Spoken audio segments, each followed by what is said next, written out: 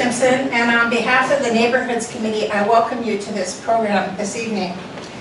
In 2019, when Laura Weiss was chair of the Neighborhoods Committee, we had a program about lidding the freeway. The committee that was thinking about that contacted us because they said, you live so close to the lidding that you might have some opinions about how the parks worked and how it's helped, reduce noise, or if it has, and so on. So they came to us and did a program asking for our input. And Barb McCart led some walking tours for people to go and visit the sites that they were considered lidding.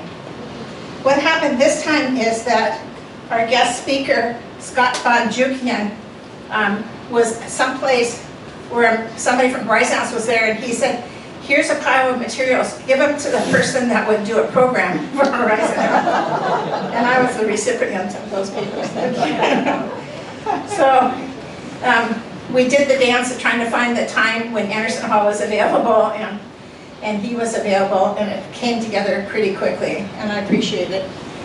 And Mary Margaret called me tonight and said, Ginny, I can't come, so when are you re-showing the program? I thought, oh my gosh, I haven't arranged for Carrie to come, and here he is. Thank you, Carrie, for showing it. So, Scott Bonjukian is a volunteer. He's the co-chair of the LID I-5 steering committee. He professionally works as urban planner. And I looked at him and I said, oh my gosh, you look younger than I expected. This is wonderful. So he is going to then tell us what the new plans and choices are.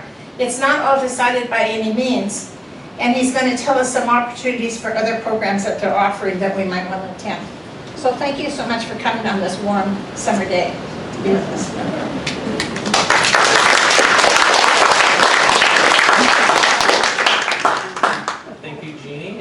For attending tonight. Bigger crowd than I expect. This is really exciting to talk to so many folks who... Great to see so many folks who live right next to the freeway tonight.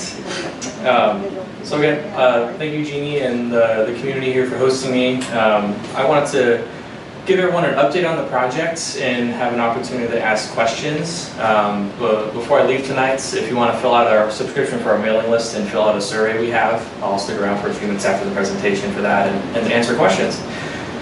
So I'll give a quick overview of what we're doing for those who haven't heard about the project yet and what we're all about. So our mission is to build the case and constituency for lidding the Interstate 5 freeway and building a more... I'm sorry? Louder? I'm going to try the handheld microphone. Is that any better? There we go. So our mission is to build the case and the community constituency for this project and building a more connected, sustainable, and equitable city.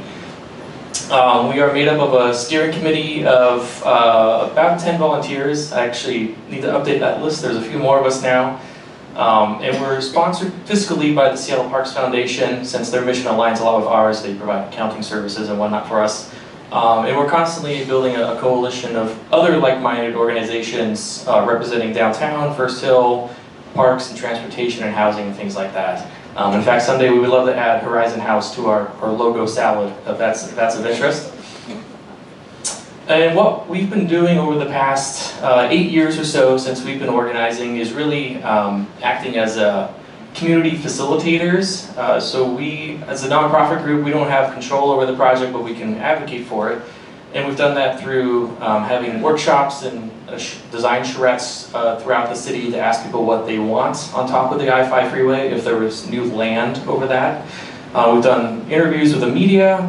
We do walking and biking tours to get people up close and personal with the freeway. And lots of community presentations like this to help spread the word and collect your feedback. And the motivations behind the project are multifaceted. First of all is that we're right here in the heart of Seattle, the densest part of the city, really probably the densest part of Washington State. kind of outlined in the gray here on the map. This is only about 3% of the city's land area, but we're absorbing almost 1/3 of the population growth going into our city. But we're not seeing a proportional increase in parks, affordable housing, civic facilities, and other amenities that can help support that growing population. And even though we had the pandemic, we're still seeing a construction boom. There's no shortage of people moving into the city because they love to live here. But we need to, especially thinking more about families with kids and attracting more people to live downtown as we struggle with offices being vacant more, creating more places that are friendly for people to live nearby is important. On an environmental side, the I-5 freeway itself, it severed multiple street connections between downtown, First Hill and Capitol Hill. A lot of those streets were not rebuilt, particularly Minor, Yale, and Terry Avenues. And of course, living near the freeway in this open trench is also very unpleasant, especially for some of the lower income apartment buildings that are right next to the freeway. So dealing with noise and pollution on a day-to-day basis. And the freeways, we've been told and we've experienced that it's a psychological barrier to crossing back and forth. It's intimidating, especially if you're from out of town. It's not exactly something you want to cross if you're trying to go up to the nightlife or see museums or whatnot on different sides of the freeway. And so a lit project is, at its simplest design, it's an option where a freeway is below the surrounding street level in a kind of a trench situation. And a freeway lid is essentially a steel or a concrete structure that comes in and reconnects the two sides. And you can put anything from parks to streets to larger buildings on top of that. And there's quite a few examples of that around the country. Right here in Seattle, we've got the Montlake lid being constructed over Highway 520 right now. So this picture is a couple of years ago when you could see the concrete girders being placed over the freeway. And now that's covered in gravel and it will eventually be a park space. This is an example from St. Louis by the Gateway Memorial Arch. And this map is probably a little bit outdated, but we're tracking as much as we can every freeway lit project around the country. The interstate freeway network, when it started being built in the 1950s, it affected almost every city in America. And so, because there's so many freeways, we're also seeing a lot of these lit projects to help restore connections that were lost in urban neighborhoods. So there's about roughly 100 projects that we're tracking now, and that's great because we can pull information like cost data, how freeway lids were designed, what the motivations behind them were, good picture examples and things like that to help build the case for doing the project here more. But we're not starting totally from scratch. Of course, we have Freeway Park, which was not quite the first of its kind, but was the first freeway lid in Seattle, opened on July 4th, 1976. So we're looking north here towards downtown. This is the Park Place building. Horizon House would be, I think, just up over there. And so you can see the park was a bit smaller when it was first built, and eventually it was expanded towards the convention center up further north around Pike Street. So that's an early example. More recently, we've been building more lids. When Interstate 90 was rebuilt across Mercer Island, we built the longest freeway lid park in the United States that we know about. Aubrey Davis Park is about half a mile long. And then on the east side of Lake Washington, we're seeing other lids built in some of those smaller communities over there. And those are kind of a mix of park space, and they also integrate bus stops. And lids, like I said, aren't necessarily just for parks. Boston and Washington, D.C. are leading freeway lids being used for private development. That comes about to be an option when developable land becomes scarce in urban centers.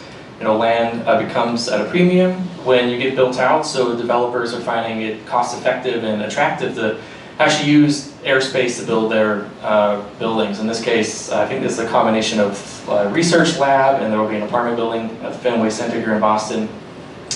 But then if we were going to look at park space, downtown Dallas's Clyde Warren Park is a great example of a modern design that's open. It's got a restaurant built into it. They've got all kinds of programming and maintenance and security services. That would be a great model to look at here going forward. And I think, so here in Seattle, because we have so much land to work with, this is the current study area we're looking at downtown from Madison Street and the south side all the way up to Denny Way in the north.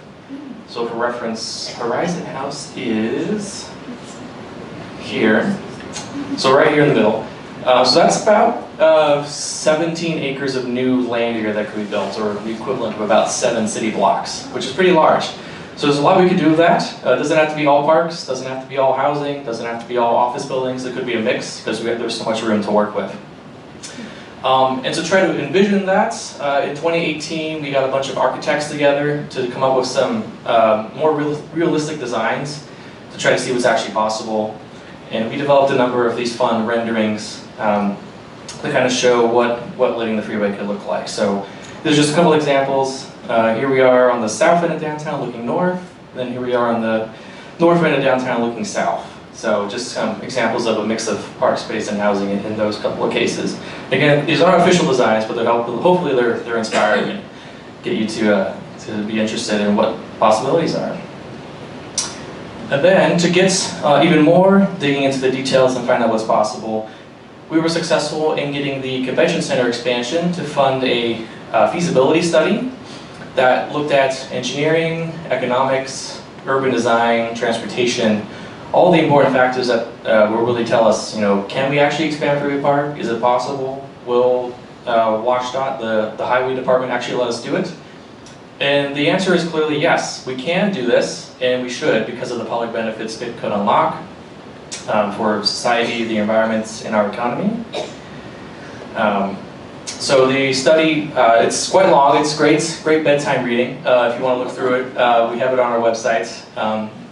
But in summary, it supports a lot of next steps to go further, including more transportation analysis, looking at soils and earthquake analysis, looking at how would we contend with our earthquake risk in this area, and also looking at land use and what would be the best uses based on what the public thinks is needed on it. And just a bit of a teaser on what the feasibility study looked at. It didn't come up with a preferred design, but rather kind of looked at a range of options, like I mentioned earlier. So at the low end, test case 1 looked at what if you just build parks for as little money as you could. Test case 2 looked at the opposite end and looked at what if you sold off as much of the land to private development as you could. What would be the outcomes of that? And then test case 3 was a bit in the middle, looking at what if you had a mix of public space, some private developments, and also put in some low income or moderate income housing on it. So there's lots of different results in terms of what could be funded, what the design considerations are of all those different scenarios. And I'll definitely say test case 3 is what we've mostly heard from the community being most interested in the years we've been doing this, kind of a mix of public and private benefits. So I'll mention, so who benefits from the project? There's sometimes a perception that people living in downtown condos are fairly well-to-do, but that's not always the case. From a race and social justice perspective, the neighborhoods bordering I-5, where we are, First Hill, downtown, Capitol Hill, they're slightly more diverse than the city as a whole, and the median incomes are 25% lower than the city as a whole. So it's not, all tech workers and young folks living downtown. We'll also mention vast majority of the folks living in this area are renters, which naturally have less wealth built up than homeowners, and so that compares to the city as a whole having a lot more renters as well. Folks who, like here, don't have their own backyard and need more open space and other benefits. And there's approximately 600 social housing units, or another term for low-income housing units, within a block of the freeway, who are especially impacted by the noise and the pollution of I-5 if they're working retail or service jobs at night and are trying to sleep during the day, for example. So that's another reason to kind of think about the project. And also looking at the region, where we have built freeway lids over State Route 520 and Interstate 90. Those are, the darker colors here represent incomes. The darker the color, the higher the average household income is. And so those communities are pretty affluent, whereas we look at where Freeway Park is today, average incomes are much lower, $55,000, $22,000 a year, compared to Mercer Island, which is over $100,000 a year. So just thinking about who gets to benefit from these projects is also important from where the state transportation department is investing in these kind of projects. Feasibility study touched a little bit on the environmental benefits that are some of our talking points, and we got a little bit more clear data from the study. It could be reduced noise levels, reducing direct exposure to air pollutants. Our lid could help reduce the urban heat island within a few blocks of the freeway, which on a day like this I think we could be thankful for. And also a lid, depending on the size, could filter some 30% of the rainwater that's running off Capitol Hill down into Puget Sound and Lake Union with pollutants. So a way to treat that before it reaches the salmon and our orcas. As far as what the lid could cost, so these are again our test case 1, 2, and 3 in the colors, and then blue is some other major public works projects that we're doing in the region right now. We just wanted to kind of compare that to what the project could cost for that full lid build out from Dinwiddie to Madison Street. And so it's pretty interesting to compare and look at. It's not out of the realm of possibility compared to everything else we're doing. The Waterfront Seattle project is $4.5 billion, including the tunnel and the new parks and all that. The Convention Center addition was about $2 billion, and the lid project could range from about $1 billion to $2.5 billion, depending on what kind of buildings you put on it and what kind of scenario you do. So that's just helpful to give to policymakers and our elected officials to show them, it's a big project for sure, and it will take a lot of work to cobble together the resources for it. But it's not, it's not pie in the sky. And so we've been, another thing that helps boost our efforts was a couple years ago, we were featured in a national report from the Congress for the New Urbanism. And they're kind of an urban planning organization that advocates for walkability, mixed-use developments, age-friendly places.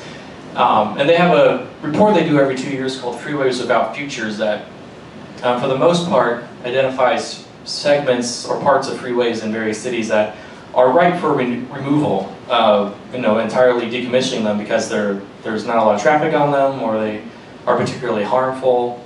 And they do feature a few lid projects once in a while, and so we were featured in 2021 alongside a couple of other projects on the East Coast. So that was really helpful in getting us some more media attention and credibility as well. I'll just, I mentioned we've been working on this since 2015, so these are just a quick list of some achievements we've had over the years, including getting policy support in Seattle's comprehensive plan, which is kind of the city's master policy document that guides how the city grows. And we've gotten various buckets of funding over the years that have helped advance the project, including the feasibility study. And just a couple months ago, the Washington State Legislature provided the Seattle Planning Office $200,000 to keep the planning going to do more technical studies and community outreach. So that's really helpful and exciting to see the state starting to invest in this as well as our local officials. As far as who supports the project, despite us being a scrappy volunteer group, not having a lot of resources, we've been very effective in reaching the public. We did some polling with Change Research a few years ago and found that a majority of Seattle voters support the project, which is really, really inspiring and helpful to keep us moving forward. Of course, a quarter of folks aren't sure, so there's definitely room for more outreach too. But anything more than 55% in this city is really good for an infrastructure project like this. So for next steps in our work, there's a new program from the U.S. Department of Transportation that was created by Congress over the last couple of years called Reconnecting Communities. And it's a specialized program to fund projects exactly like this. In the first year of funding, which was last year, 11 lit projects around the country were funded. Seattle also got funding from the program last year for the effort to study removing or changing Highway 99 through the South Park neighborhood, which is particularly impacted by industrial pollution. And so that program will last another 4 years, and so we're really hoping to tap into that with the Seattle Planning Office this year to acquire funding for more planning of this project. We're always trying to build public awareness and engagement. We're looking to integrate Living I-5 into Seattle's current work on updating all their policy documents. So the citywide comprehensive plan is going to be adopted next year.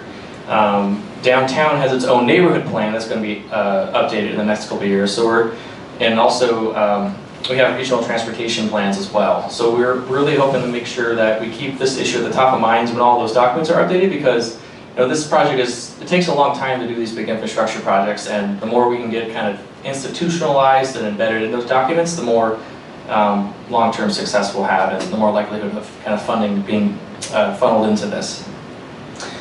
And so my last slide is how you can help if you're interested. You can join our mailing list. I've got a sign-up sheet here. I'll stick around for a few minutes for anyone that wants to sign that up. I've also got paper copies of a resident survey we're doing right now, asking some questions about what it's like to live pretty near the freeway and what you would like to see on lids. Your answers, if you're interested in doing that, will help us apply for that grant and kind of get some on-the-ground information. And if you're involved in other community organizations, or some business owners or civic leaders who would like to be involved in this project, we're always trying to find some more personal connections. And I'll also mention, I forgot to put on the slide, but at the top of our website, lidi5.org, you'll find some sign-up links to a couple of walking tours that we're doing on August 21st and September 2nd, if you're interested in kind of hearing more up close with the freeway. And then we also have an open house at Town Hall, just a couple blocks away, on September 13th, where we're going to have Councilmember Andrew Lewis and some other news and materials to share. So again, that's our top of our website if you want to sign up for any of those. And for that, I think I'm happy to take questions. Thank you. So we have people with microphones, and then they'll choose the person who wants to use. Great. We don't have call-outs.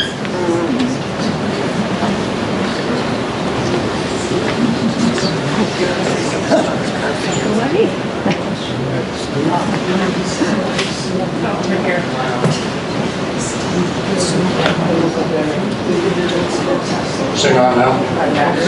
Yeah. Things get studied to death, and program things get studied to death. So I have a question about, if all works according to your dreams, when would construction start and when would the stuff be done? I'm assuming phase 3 or type 3. Yeah, good question. If we compared a lot to the waterfront project, which we're almost done with that, and that started about 20 years ago. So we're in year 8 of our current citizen work. So I think if we're optimistic and we keep pushing, we can probably start construction in less than 10 years. 5 to 10 years, I would hope. Depends on all you and our elected officials getting influence. I got 2 over here. Almost 60 years ago, I worked on a research project funded by the Bureau of Public Roads, which was stimulated by people in Spokane who raised money to investigate the best route or how to avoid having an extra freeway through the city. And of course I was no expert on this, but what I did was I walked along every freeway, beside, under, above, in Spokane, Seattle, Portland, and San Francisco, and took thousands of pictures and commissioned a student who did hundreds of drawings. And then I made recommendations with my colleagues. Most of them didn't do very much. A book was published. I was looking for it, but I couldn't find it. But one of the things that we recommended was lidding freeways. So I have nothing to say because you know much more than I do, but congratulations for what you've done. I'm glad to see that things I was thinking about 60 years ago finally coming into fruition. Thank you, good work. If you know where a copy of that is, we would love to see it. Tom, Tom had a question too, right? No? Okay.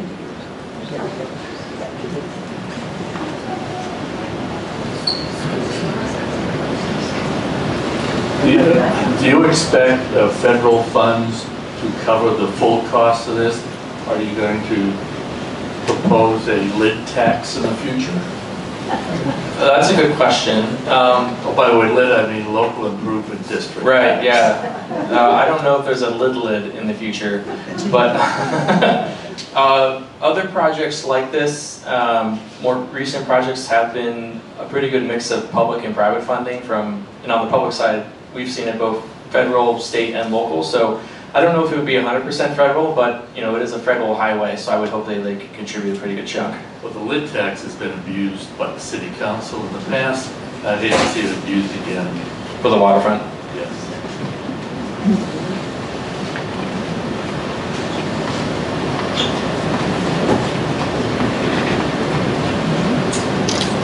Oh, there's one over there. Okay, to inspire us a little, could you show us maybe one of those pictures of what you have, short-term designs that would be possibilities? What would we enjoy? You mean images like this? Sure. Yeah, so these are a couple of examples developed by those volunteer architects. Actually, I think this team had a lot of landscape architects involved, but the idea on this project was because this is adjacent to the First Hill neighborhood, more residential, it also has kind of the lowest open space per household in the city. So here there's a lot more emphasis on kind of open space for playing, playing soccer, throwing a frisbee with your dog. They also integrated a small, or kind of it's kind of hidden underneath the park space here, but they envisioned having a public elementary school in that area. Because the downtown area has about 4,500 kids, but the nearest school is a couple miles away up at Lowell in Capitol Hill, so they have to bus up there. So having that kind of amenity would be good for them.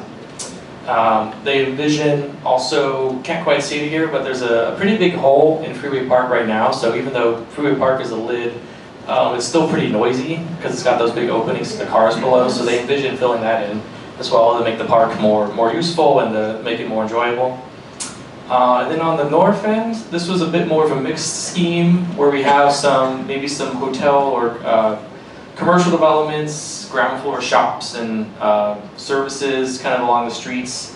And then kind of as you move further north into Capitol Hill, which is a bit more of a kind of a mid-rise neighborhood, having some more affordable kind of small apartment buildings in that area. And they also, and they went a little bit above and beyond too. We said maybe Denny Way is the stopping point because above there, the freeway starts to get above grade and it's a little bit more difficult, but they kind of took it and ran with the idea of expanding even further north. They have more opportunities there. And I think they also provided some more accessible crossings. Denny Way is very steep right now, so they wanted to have some more handicap accessible crossings, so they extended some of the streets to help for for walking and rolling.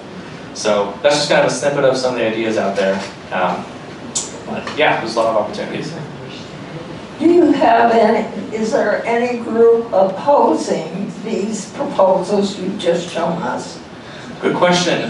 Not yet. There probably will be in the future once it gets more real. Right now it's still, it's just kind of some fluffy renderings. We're not too specific yet, but I think once it becomes more real in concrete, there will probably be, the regular concerns about costs, how often do you have to close I-5 for construction, things like that. But so far, no organized opposition.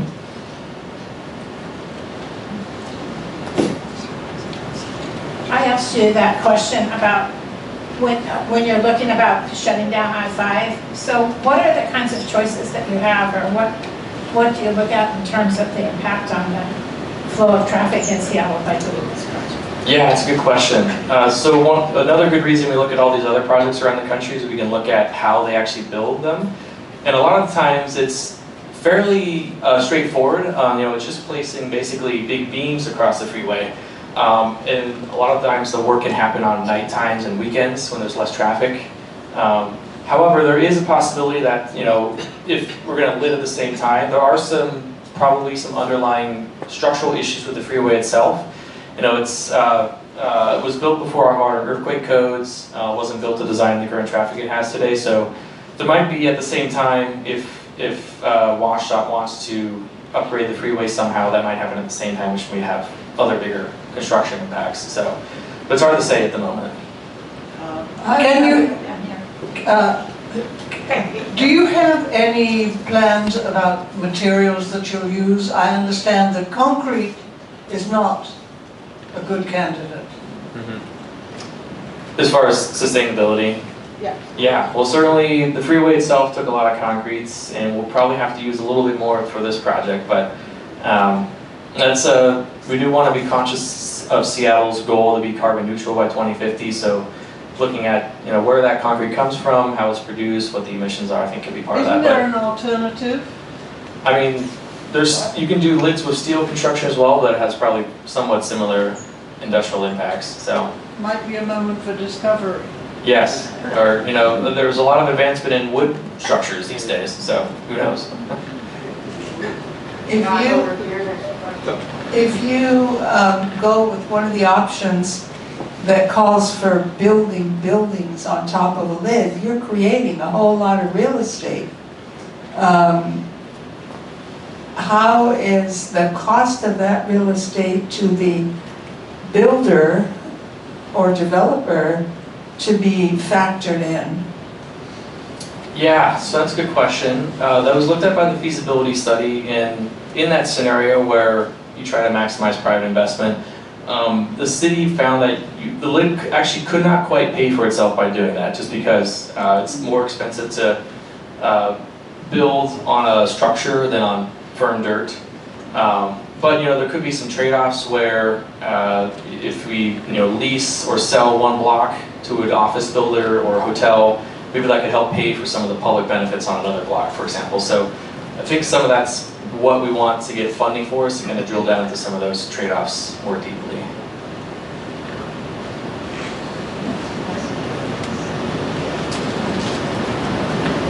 Who helps set the priorities for instance, having low-income housing versus a fancy hotel,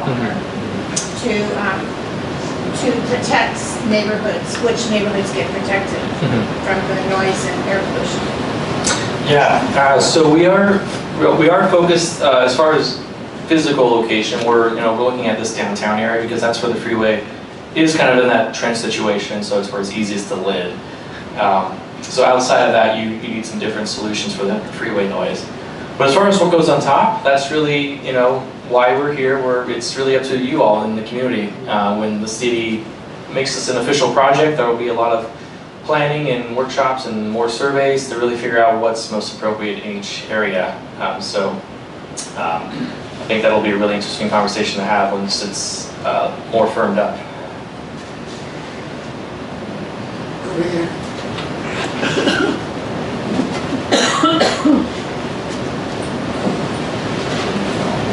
Back to the issue of low-income housing. Of course, low-income housing is needed tremendously throughout the center of the city. People who work in the center of the city doing essential jobs are often forced to live miles and miles away and spend a great deal of time on public transportation. There's got to be some give and take in any sort of city planning project, and maybe one really important aim would be to make use of this land that is close to the center of the city, all along its length, and it could be used to quite a large extent for low-income housing, mixed, of course, with all kinds of other uses. Yes, that's certainly what we've heard from the community. Is that's also a sustainability concern. If you're a barista or a security guard who can live a few blocks from work instead of driving in from Tukwila or Marysville, that's certainly a lot of emission save as well. So I agree. In fact, we just heard today Seattle has a new public development authority that's trying to build social housing. I don't know if you all remember. They came into existence after the election last fall. They're just starting to get started up, and it'll probably take them a long time to get funding they need. But they reached out to us to see if there's a possibility to work together on building social housing, which could be low-income and moderate-income housing on the lid. So, explain social housing. The way they define it is it's a kind of workforce housing, so people who are moderate to low incomes, and they have they're not condo owners, but they have a say in what goes on in their community and in the land. So they have voting power and things like that. Could you give us a little more detail about the advocacy volunteer group which you represent, and who in which levels of government are really involved, really paying attention to it, or are they just people that you need to lasso into the job? Lit I-5 as a community group, we all live and work in the area. You know, I'm an urban planner by day, so this a lot overlaps with a lot of my professional interests, and we've got some architects and some small developers also involved, and also just residents who work in writing and teaching in other industries. So, and we you know, over the years, our volunteer levels kind of wax and wane depending on, you know, how much energy people have. We also have an advisory council that we meet with a couple times a year, and they're people in the community who work in things like engineering or politics or business, who kind of give us some technical advice once in a while. So we got a pretty large group working on that. And then as far as elected officials who are involved, you know, this actually on Wednesday, Councilmember Angela Lewis at the City Council is putting forward his proposal for a resolution, which is not law, but kind of a step below that. It's a statement of intent or support to support Lit I-5. And so he's been a real champion for us. He represents the downtown area, along with council members Mosqueda and Dan Strauss. So at the city level, we've got good support there, and then we've got supporters at the state level with Senator Peterson, Representative Macri, and Senator Elias, who actually doesn't represent Seattle, but he's one of the transportation leaders in the state legislature. So we've got a lot of folks there. We've got more work to do probably on the federal level with Patty Murray, Senator Cantwell, and Governor Inslee. But we've met with some of their staff over the years, and they're all very interested. So, but yeah, constantly trying to shore up that support is part of what we do.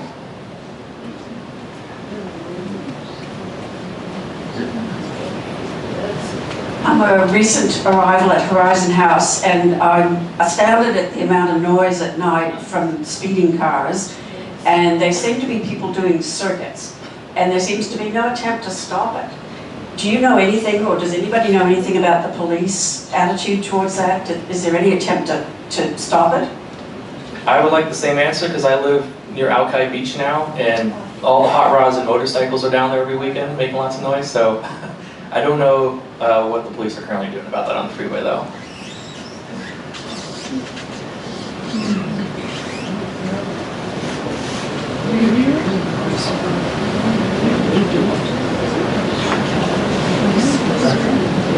All right, well, if that's it, I'm happy to stay at the podium for 10 or 15 minutes if folks want to talk one-on-one.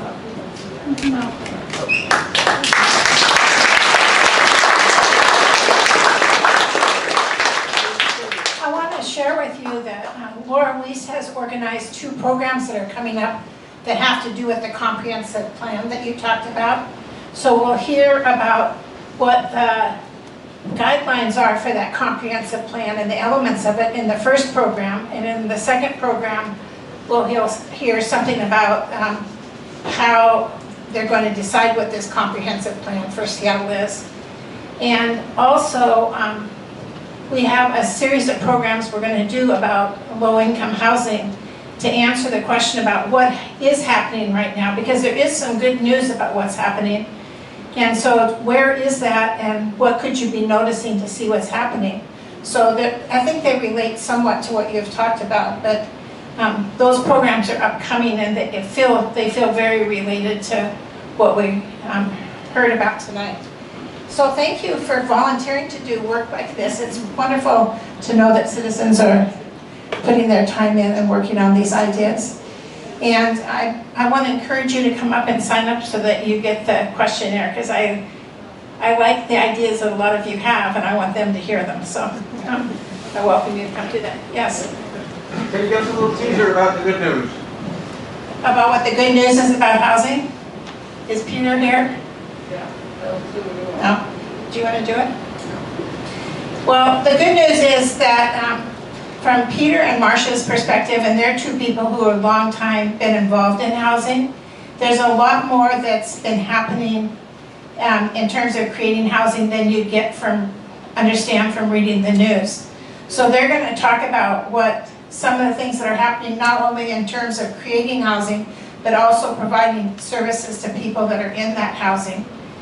And in conjunction with that, then Nancy Olson has prepared one of those self-guided walks that you can take up here in this neighborhood to look at some of the housing that they're going to talk about in those programs. So I'll just say, as a person who gets regular, I don't know if they're daily or at least twice a week, updates from Marcia and Peter, there is a lot of housing that's taking place. And I think when you read the newspaper, it just seems like all these groups have been created, but nothing's happened. But they're going to tell us about what the timeline is and what the pieces are that go into creating it, and what some of the creative kind of options that have popped up are happening. So it's because they got questions that they've created the program. And I think you'll find the program's very interesting. There'll be a big notice about this in the alert coming out this next week. Other questions? Thank you very much. Thank you.